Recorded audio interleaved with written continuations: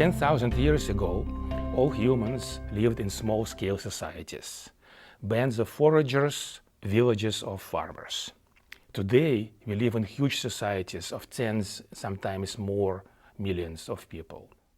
Take the United States, over 300 million people. How did this major evolutionary transition occur? That's a big and unresolved question. The theory that we are working on is called cultural group selection. Cultural group selection suggests that the major driver of cultural and social evolution is competition between human groups and societies. So, until recently, the major form this competition took was warfare. So how does it work? Why did warfare result in the evolution of large-scale complex societies? In warfare, if you want to win, you want to bring many fighters to the battle. This means that larger groups would typically win over smaller groups.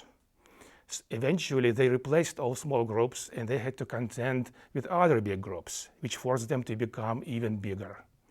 So this set up a spiral of societies becoming larger, contending with larger societies, and eventually becoming really huge.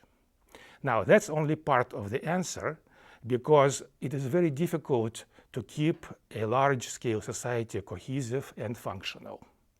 It's much easier to cooperate in a village or a small town than in a huge society like the United States, for example.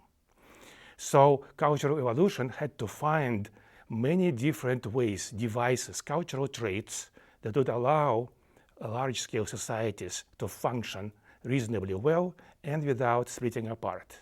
In fact, the first large-scale societies were extremely fragile and kept collapsing all the time.